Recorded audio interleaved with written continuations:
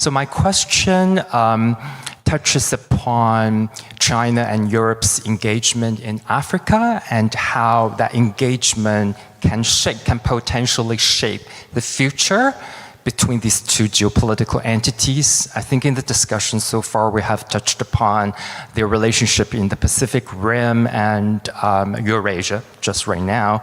So I'd like to consult your take on their engagement in Africa. And we know the context is that Europe taken as a whole is the top investor in Africa, and China is making strides. And the media, the Western media at least, has been covering a lot on their conflicts, but sometimes collaborations as well. So that's my question. Thank you. In my script, I covered Africa and the Middle East, but I didn't have time just now.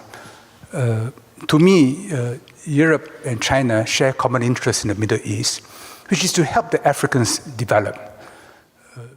Because of the color revolutions, migration from Europe has been growing. It's becoming a big problem for Europe, for Italy, for France, for many countries. So there is every interest for Europe to help Africa develop, to stabilize Africa. But Africa will not be stabilized in your own image. Africa will be stabilized, can only be stabilized if you take into account its tribal character. If you ignore the tribal character of Africa, democracy will fail. Just as if you ignore the tribal history of Europe, you will fail in Europe. So China today is building much of Africa's infrastructure. And they're doing it in their own self-interest to extract minerals, trade, but also to win goodwill, because it's 54 votes in the UN, and these votes are important to China. So I'm an advisor to a Chinese company that's become Singaporean, investing in a very big iron ore mine in a West African country, for which they have to build a 600-kilometer railroad. And once that railroad is built, the whole country will be transformed, because then the inland spaces can gain access to the sea, which is the internet, right? Then you can trade, then the value of your labor will be much greater. So by right, Europe and China should work together to help Africa develop. So I was very troubled to read President Ursula von der Leyen recently saying that Europe helping Africa should be in competition with China. She suggested that. Why?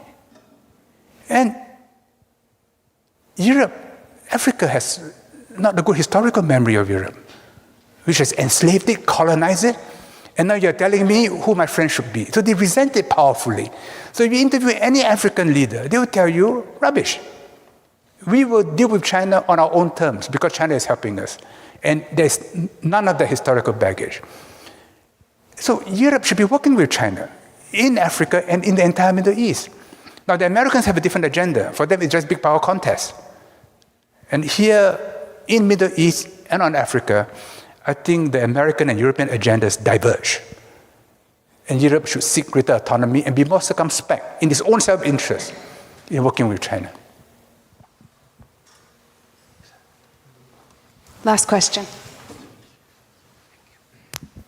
Thank you, sir, for your insightful presentation. And I'm Kunhao Yang. I come from China.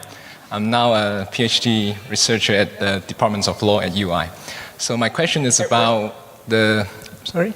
At UI. At UI, yeah, I'm sorry. So my question is about, from the Chinese perspective, about the Europe's in China's future. So as the EU is adjusting the Chinese strategy and proposing the de-risking strategy rather than the decoupling that the US one, and the EU is trying to make this de-risking to the G7 level, to more like a circle surrounding China. So what do you think from the Chinese perspective? It is a kind of opportunity or challenge, and what kind of reactions may occur from the Chinese side to this risking strategy? Thanks. Many years ago, I was a visiting scholar in Peking University, and when I was there, I was invited by the China's National Defense University, Guofangda, to give a speech about US-China relations from a Singapore perspective. One question was about the deployment of 2,000 Marines, US Marines in Darwin.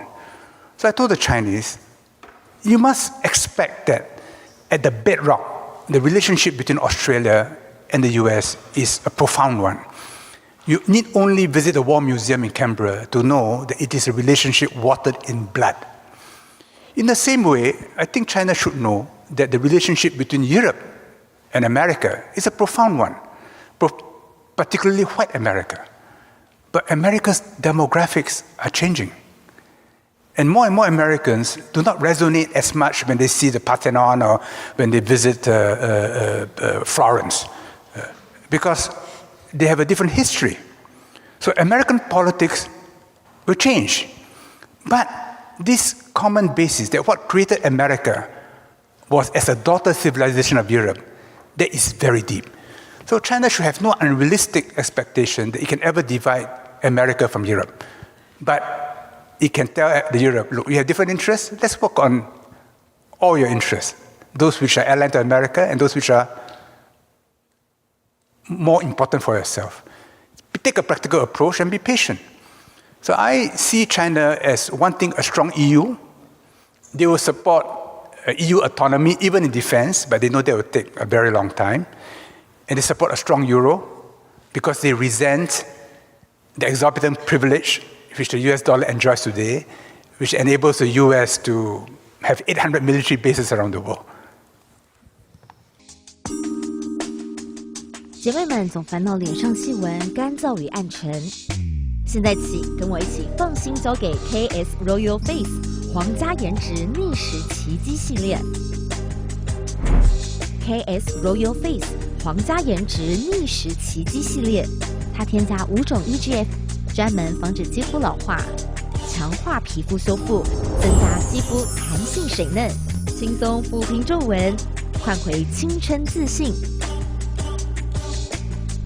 KS Royal Face 皇家颜值逆时奇迹，护肤露、全效精华、精华霜，即刻启动冻龄密码。